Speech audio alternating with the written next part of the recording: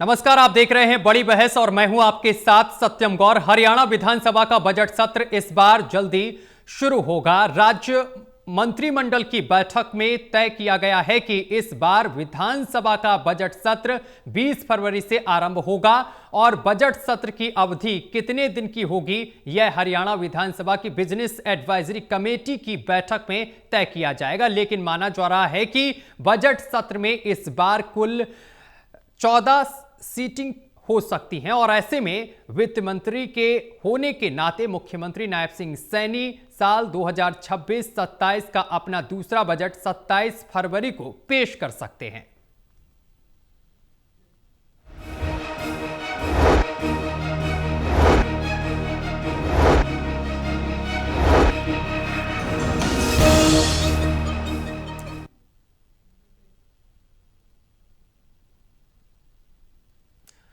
मोदी सरकार का बजट आने के बाद अब प्रदेश के लोगों को हरियाणा के बजट का इंतजार है। कैबिनेट की बैठक में प्रदेश विधानसभा का बजट सत्र 20 फरवरी से शुरू करने का फैसला हुआ है।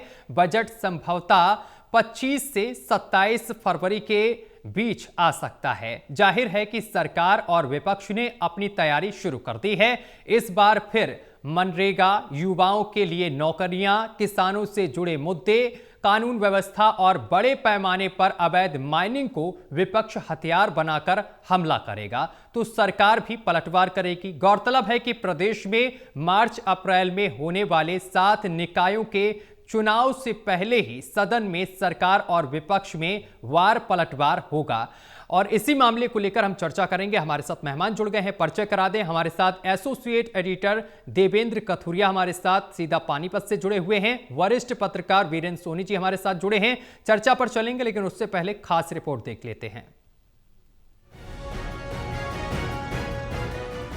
लो जी, मोदी सरकार के बजट के बाद अब अपने हरियाणा के बजट की तैयारी शुरू हो रही है। हरियाणा का बजट सत्र 20 फरवरी से शुरू हो जाएगा। अभी तक तो यही लग रहा है कि प्रदेश का 2026-27 का बजट 25 से 27 फरवरी के बीच आ सकता है।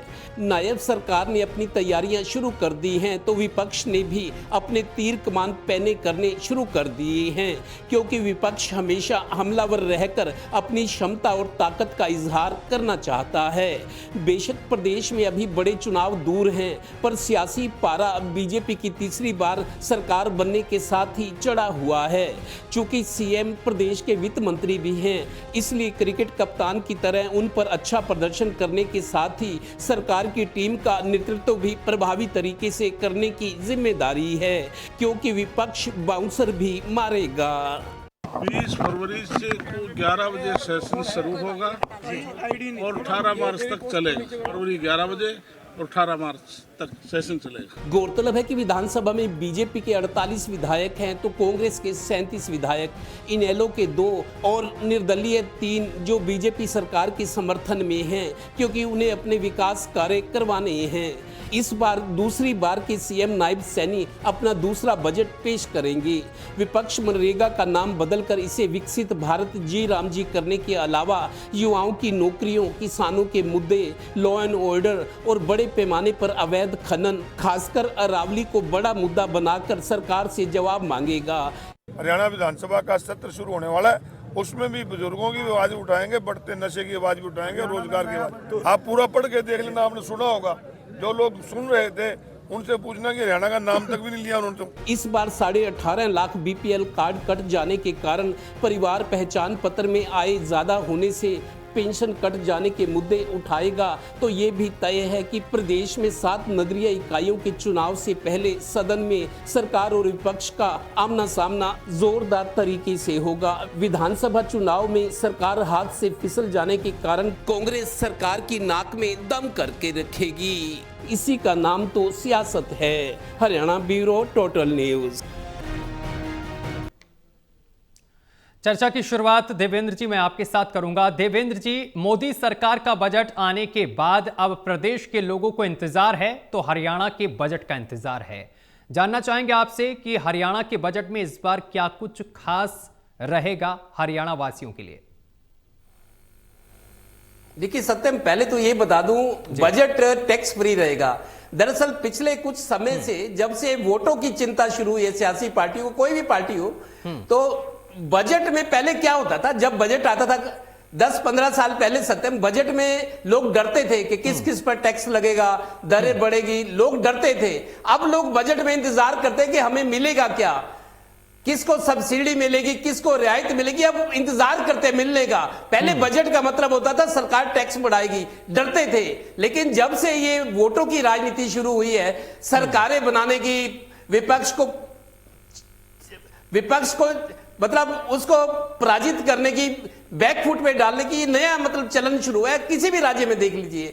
दरअसल जो बजट में टैक्स लगा करते थे कि प्रॉपर्टी रजिस्ट्रेशन पर टैक्स बढ़ेगा, लाइसेंसिंग का बढ़ेगा, ये वो सरकार बजट से पहले ही बढ़ा लेती है अपने। हम अब पिछले कई साल से यही हो रहा है कि जो टैक्स बढ़ाने होते हैं बजट से पहले बढ़ाती है। लोगों को ये कहा जाता है कि आप पे कोई टैक्स नहीं लगाएगा, टैक्स फ्री बजट आएगा। ये बजट भी टैक्स फ्री होने वाला है, क्योंकि सरकार ने जो, आप देखिए, कलेक्टर रेट 2 बार बढ़ाए थे पीछे, कलेक्टर रेट 2 बार बढ़ाए हैं। और जो सरकार ने वृद्धि करनी होती है टैक्सों की, अपना टैक्स कर संग्रह करना है, क्योंकि सरकार चलाने के लिए पैसा चाहिए, तो बजट से पहले ही बढ़ा देते हैं। वो पिछले कई साल से चल रहा है बजट। तो अब ये बजट को लेकर लोगों का आकर्षण भी नहीं रहा। मैं आपको बता दूं, लोगों को पता है कि टैक्स फ्री बजट होगा, लोगों को बहलाने के लिए। नया टैक्स नहीं लेगा, नए टैक्स जो लगने होते पहले ही, साल से पहले ही लग जाते हैं वो। तो इसलिए बजट का कोई आकर्षण नहीं है, सिर्फ लोग ये जानना चाहते हैं कि सरकार करेगी क्या, सरकार की आमदन कितनी है, सरकार खर्च किस पे करेगी, बस यही रह गया बजट। आपको एक रिपोर्ट का हवाला दूं सत्यम जी, एक मीडिया की बड़ी रिपोर्ट आई थी पिछले दिनों।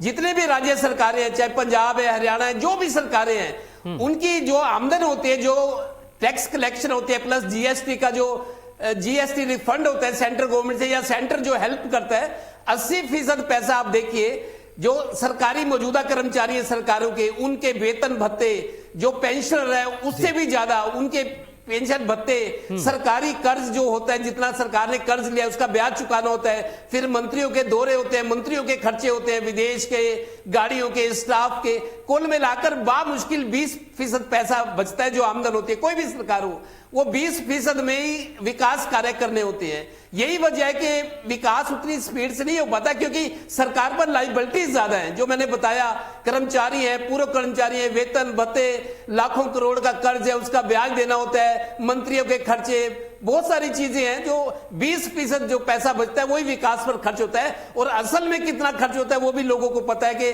20% में कितने 100 करोड़ खर्च होता होगा और उसमें लगता कितना है। तो ये सारी सरकारों की ये बाध्यताएं हैं, क्योंकि आजकल देखिए फ्री बांटने का, फ्री की सेल लगती है जब भी चुनाव आए। हरियाणा में हमने देखा, दिल्ली में देखा, और राज्यों में। अब आप पंजाब वाले कह रहे हैं कि आपको 10 लाख तक का हर परिवार को इलाज फ्री, क्योंकि चुनाव आ गए ना वहां पे।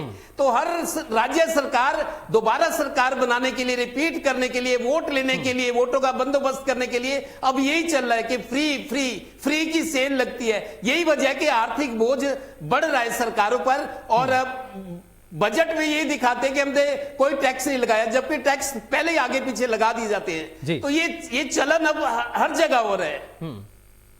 ठीक है, वीरेंद्र जी मैं आपके पास आऊंगा। वीरेंद्र जी, किसी अगर प्रदेश का बजट आना होता है तो सभी को अपेक्षा होती है, चाहे युवा हो, आम नागरिक हो, महिलाएं हो। महिलाओं को तो सबसे ज्यादा होता है, किचन का टेंशन होता है, और व्यापारी हो, सभी को एक उम्मीद होती है। क्या ये बजट उन उम्मीदों पर खरा उतरेगा? देखिए, बिल्कुल हर बजट में हर वर्ग को कोई ना कोई अपेक्षा रहती है। और देखिए, जो लाडो लक्ष्मी योजना थी, पिछले बजट में 5,000 करोड़ का प्रावधान किया गया था। जब योजना की घोषणा हुई थी तब ये आय की निर्धारण सीमा नहीं थी, तब 1,80,000 बाद में तय की गई। तो अब लोगों को उम्मीद है कि ये निर्धारण सीमा बढ़ सकती है। तो बजट के अंदर पहले 5,000 करोड़ का प्रावधान था, तो अब ये राशि बढ़ाई जाएगी। और देखिए, जो बेरोजगार है उनके लिए बेरोजगारी भत्ते की बात होती थी, लेकिन अब तो वो व्यवस्था है नहीं। तो अब जो है, देखिए, अब बजट का इसलिए आकर्षण नहीं रहा जब से जीएसटी व्यवस्था लागू हुई है। अब टैक्स घटाने या बढ़ाने का फैसला ये जीएसटी काउंसिल करती है, तो इसलिए बजट का कोई आकर्षण नहीं रह जाता। और बजट में विभिन्न मदों के लिए जो प्रावधान किया जाता है, तो जो पिछली बार था, मुख्यमंत्री ने कहा ये पिछली बार पहला बजट था, तो वो 2 घंटे 52 मिनट उन्होंने भाषण दिया था। तो इस बार लगता है कि भाषण इतना लंबा तो नहीं होगा। और देखिए, भारतीय जनता पार्टी ने अपने संकल्प पत्र में 217 वायदे किए थे। उन 217 वायदे में से 90 वायदे पिछले बजट में शामिल किए गए थे जी। उन 90 वायदों में से कितने पूरे हुए? अभी 76 पूरे हुए हैं, बाकी कितने रह गए हैं, कितनी क्या स्थिति है, और इस बार जो शेष जो है संकल्प पत्र के वायदे थे वो कितने बजट में शामिल किए जाते हैं। और देखिए, हरियाणा में खिलाड़ियों का बहुत बड़ा आकर्षण है। 2036 में ओलंपिक की मेजबानी की दावेदारी चल रही है, कॉमनवेल्थ गेम्स भी होनी है। तो पिछले बजट में भी विजयी भव के नाम से खिलाड़ियों को प्रोत्साहन देने की योजना बनाई गई थी। उस योजना की क्या प्रगति हुई, आगे क्या प्रावधान किए जाएंगे? और हर विधायक को 5 करोड़ रुपए वार्षिक देने का प्रावधान था अपने क्षेत्र में विकास कार्य कराने के लिए। ये राशि बढ़ाई जा सकती है या ये राशि उतनी रखी जाएगी? तो हर वर्ग को अपेक्षा रहती है। तो बजट के अंदर अब जो पहले आकर्षण था वो जीएसटी काउंसिल के बाद तो रहा नहीं अब, लेकिन ये एक आकर्षण है कि सरकार नई नई योजनाएं लाए, उन योजनाओं का दायरा बढ़ाए।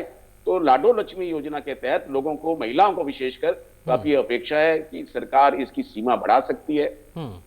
अब देखिए, एक बहुत बड़ा महत्वपूर्ण वायदा था कि अब निगम चुनाव भी है, निकाय चुनाव है। सरकार ने जब निकाय चुनाव थे तो ये वायदा किया था कि जो प्रॉपर्टी महिलाओं के नाम से रजिस्टर्ड है वहां पर प्रॉपर्टी टैक्स में छूट दी जाएगी। अब देखिए, ये अवसर है, निकाय चुनाव है, तो ये हो सकता है कि सरकार उन महिलाओं को छूट दे प्रॉपर्टी टैक्स में जिनके नाम से प्रॉपर्टी रजिस्टर्ड है। वैसे तो जब प्रॉपर्टी का रजिस्ट्रेशन होता है उसमें महिलाओं को छूट दी हुई है, वो महिलाओं के लिए 5% है। लेकिन अब प्रॉपर्टी टैक्स में छूट एक बहुत बड़ा महत्वपूर्ण मुद्दा है। अगर सरकार इस दिशा में भी पग उठाती है तो निकाय चुनाव में पार्टी को इसका लाभ मिलने वाला है। तो कुल मिला के देखा जाए कि बजट के अंदर हर वर्ग ये अपेक्षा रखता है। अब जो टैक्स की प्रणाली है वो अलग से है, लेकिन जो अब नहीं है, अब जो पानीपत का टेक्सटाइल उद्योग हो, अंबाला का और करनाल के अलग अलग उद्योग हैं, उनको विस्तृत करने के लिए सरकार समय समय पर घोषणाएं करती रहती है, औद्योगिक नीति भी लाती है। लेकिन बजट के अंदर यहाँ पर जो केंद्र सरकार का बजट है उसका अलग से व्यवस्था होती है। वहां रक्षा बजट भी होता है अलग, शिक्षा स्वास्थ्य पर भी होता है। तो हरियाणा का जो फोकस होगा शिक्षा और स्वास्थ्य पर भी रहने वाला है। शिक्षा क्षेत्र के अंदर काफी विस्तार की गुंजाइश है और हरियाणा तेजी से विकसित हो रहा है। और हरियाणा के अंदर नए सैटेलाइट्स जो है शहर बसाने जाने की योजना है, उन योजनाओं की अभी तक क्या प्रगति हुई है, तो ये भी एक चर्चा का विषय है। अच्छा, ठीक है देवेंद्र जी, एक सवाल मैं पूछना चाहता हूँ। सवाल तो मेरा कुछ और था, लेकिन मैं अब किसानों पर आना चाहता हूँ। देखिए, किसानों को लेकर विपक्ष लगातार सवाल उठाता रहता है कि किसानों को कुछ नहीं दिया गया, किसानों के साथ धोखेबाजी हुई है। तो क्या इस बजट में किसानों के लिए कोई बड़ी घोषणा हो सकती है? देखिए सत्यम, किसानों के लिए जो देने योजनाएं वो ज्यादातर केंद्र सरकार से ताल्लुक रखती है। प्रधानमंत्री सिंचाई योजना है या जो किसान सम्मान निधि है, मेरे को लगता है उद्योगों वाला मसला और किसानों वाला ये ज्यादा केंद्र से इस मामले से ताल्लुक रखते हैं। हरियाणा का तो ये है कि जैसे फसल खराबा हुआ था, पीछे ज्यादा बारिश आई, ये था कि 5.5 लाख लोगों ने ये दावा किया था कि हमारी फसल खराब हुई है, लेकिन 55,000 की गिनती थी कि जिनको वाकई सरकार मुआवजा देगी, वो भी टाइम से नहीं दिया गया। दूसरी बड़ी बात बताऊं सत्यम, किसान जो बीमा करवाते हैं, फसल बीमा योजना है जो प्रधानमंत्री के नाम से है, वो किसान लगातार ये कह रहे हैं कि जो बीमा कंपनियां प्राइवेट है, बड़े बड़े पूंजीपतियों की, सरकार ये किसानों के खातों से पैसा तो ले लेती है, प्रीमियम जो किस्त होती है, लेकिन नुकसान होता है तो उसकी 3-3, 4-4 साल। अभी पिछले दिनों भी ये रिपोर्ट थी कि जो बीमा कंपनियां, फसल बीमा कंपनियां प्राइवेट है, वो किसानों से उनकी पैसे की किस्त तो ले लेते प्रीमियम, लेकिन नुकसान के वक्त उनका क्लेम नहीं देती, खारिज कर देती है, शर्तें पूरी नहीं है, क्योंकि आपकी शर्तें पूरी नहीं, 3-3, 4-4 साल रुलाती हैं। तो फसल बीमा योजना को लेकर किसान बहुत परेशान है। उनका यह है कि हम तो ठगे जा रहे हैं, सरकार हमारे को संरक्षण दे रही है कि हमारा नुकसान हो जाए। फसल बीमा योजना को लेकर किसान बहुत नाराज है। दूसरा उनका यह है कि लागत, खाद, बीज महंगे हैं। दूसरा, अगर जो बाजार में मिलते हैं वो नकली भी मिलते हैं, मिलावटी होते हैं। तीसरा ये है कि किसानों पर जो कर्जा है, छोटे किसान है वो उम्मीद करते हैं कि कर्जा माफी हो। कर्जा माफी का फैसला केंद्र सरकार कर सकती है। खाद पे सब्सिडी है, यूरिया है, ये सारे केंद्र सरकार से ताल्लुक रखते हैं। हरियाणा सरकार अपनी तौर से ये कर सकती है कि छोटी मोटी रियायतें, ट्रैक्टर का लोन है, जैसे उनको कोऑपरेटिव बैंक है, कोऑपरेटिव बैंक किसानों की छोटी जरूरत के लिए लोन देती है, सरकार उस पर ये कर सकती है कि उसका ब्याज 0.5 या 1% कम कर दे, या उसका मतलब फ्लो बढ़ा दे कि ठीक है किसान छोटी मोटी, छोटे किसान है, किसानों किसी को ट्रैक्टर लेना है या ट्रैक्टर का 2 लाख का उसका बिल है, सर्विस करानी है, टायर नहीं खरीदने हैं, बच्चों की फीस भरनी है, मकान बनाना है, कपड़े लेने हैं, कोई भी बीमारी की स्थिति है, किसानों के छोटी मोटी जरूरतें तो स्टेट गवर्नमेंट पूरा कर सकती है, लेकिन ज्यादातर जरूरतें मेरे को लगता है उद्योगों की और किसानों की वो केंद्र सरकार से संबंधित होती है, वहां से घोषणा होती है, उधर से पैसा आता है, राज्य सरकार उनको बांटती है। हालांकि किसान सम्मान निधि जैसे प्रधानमंत्री एक बटन दबाते हैं, लाखों किसानों के खातों में जो 2-2 हजार रुपए आते हैं वो उनके खातों में सीधे आते हैं। कुछ ऐसी है कि राज्य सरकार के थ्रू डिसबर्समेंट होता है, सरकार वितरण करती है, लिस्टें यहां से बन के जाती हैं, किसको क्या बांटना है, पैसा केंद्र से आता है, राज्य सरकार को तय करना है। लेकिन छोटी मोटी जो जरूरतें हैं कि किसानों को बीज, क्योंकि देखिए खाद केंद्र सरकार मुहैया कराती है, लेकिन वितरण तो राज्य सरकार के जरिए होते हैं ना, यहाँ की पुलिस है, यहाँ के अधिकारी हैं, वो करेंगे। तो छोटी मोटी जरूरतें किसानों की होती है, वो राज्य सरकार चाहेगी। मेरे को तक किसान एक ऐसा वर्ग है शुरू से ही सत्यम किसानों ने ट्रैक्टरों पे, जीपों पे लिखवाया हुआ है। मैं अक्सर कहता हूं वो लिखवाते ये अपनी हमदर्दी लेने के लिए कि जब तक दुखी किसान रहेगा धरती पर तूफान रहेगा, इस तरह के नारे, मतलब हमदर्दी लेना चाहते हैं वो, सरकारों की भी आम लोगों की भी। भाई हम ऐसे ही आंदोलन नहीं करते, ऐसे नहीं रोते, हमारी जरूरतें हैं इसलिए हम रोते हैं, लेकिन सरकार उसको माने। तो इस तरीके से किसान उम्मीद करते हैं कि कुछ ना कुछ तो कम से कम मिले, अगर दूसरों को मिलेगा तो हमें भी मिले। किसान तो धरती पुत्र कहा जाता है जो हमारा पेट भरता है। ठीक है वीरेंद्र जी, बजट सत्र में विपक्ष किन मुद्दों को रख सकता है? देखिए, विपक्ष इस बार काफी हमलावर रहने वाला है। देखिए, कानून व्यवस्था की स्थिति को लेकर जो है विपक्ष आक्रामक रहेगा, उस पर काम रोको प्रस्ताव भी लाया जा सकता है, क्योंकि जिस तरह से फिरौती की घटनाएं हो रही हैं और जिस तरह की हत्याएं हो रही हैं, धमकियां दी जा रही, नेताओं तक को धमकियां दी जा रही हैं, तो कानून व्यवस्था का मुद्दे पर तो काम रोको प्रस्ताव आएगा ही आएगा, निश्चित रूप से आएगा।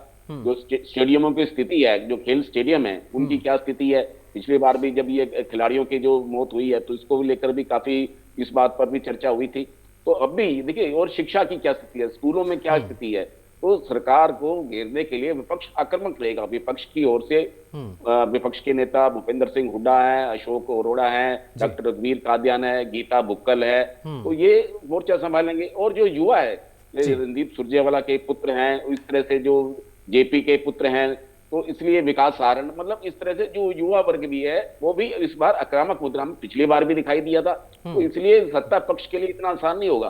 सत्ता पक्ष के लिए राहत की बात ये होगी कि इस बार जो है, जो पहले शरदकालीन सत्र था उसमें कृष्ण पवार जो है वो घुटने की सर्जरी के कारण शामिल नहीं हो पाए थे, अब वो स्वस्थ है, अब वो भी शामिल होंगे। तो सरकार की तरफ से अनिल विज है, कृष्ण बेदी है, कृष्ण पवार है, तो ये मोर्चा संभाल लेंगे। तो कुल मिला के ये सत्ता पक्ष और विपक्ष में शक्ति संतुलन तो होगा ही होगा, शक्ति परीक्षण भी होगा।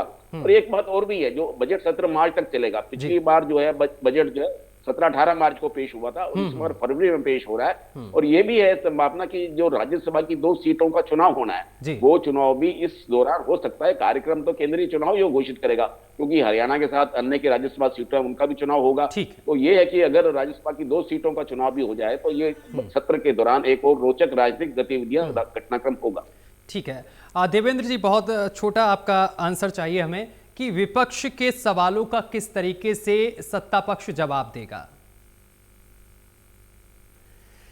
देखिए सौरभ, विपक्ष को न कांग्रेस जिनके पास 37 विधायक है और विधानसभा चुनाव में जीत उनके हाथ में थी, हवा उनके पक्ष में थी, वो मान के बैठे थे, 70 का नारा दे रहे थे, 70 सीटें आके सरकार बनाएंगे, लेकिन डिबैकल हो गया। डिबैकल मतलब पलट गई बाजी। तो मेरे को लगता है विपक्ष सरकार तो नहीं बना पाया, लेकिन सरकार पर हमले करके लोगों की आवाज उठाकर अपनी ताकत दिखाकर ये जताना चाहेगा कि सरकार अपनी जगह, विपक्ष भी अपनी जगह, और विपक्ष पूरी मजबूती से जनता की आवाज उठाएगा, मुद्दे उठाएगा और सरकार को मजबूर करेगा। जो आपने वायदे पूरे किए हैं, वायदे किए थे, वोट लिए, अब उनको पूरा करो, ये दबाव विपक्ष बनाएगा। बिल्कुल देवेंद्र जी और वीरेंद्र जी, आपका बहुत शुक्रिया हमारे साथ जुड़ने के लिए और तमाम बातचीत करने के लिए। तो मोदी सरकार का बजट आने के बाद अब प्रदेश को, यानी कि प्रदेश के लोगों को हरियाणा के बजट का इंतजार है, और इस बजट में क्या कुछ खास रहने वाला है, ये फिलहाल देखने वाली बात है।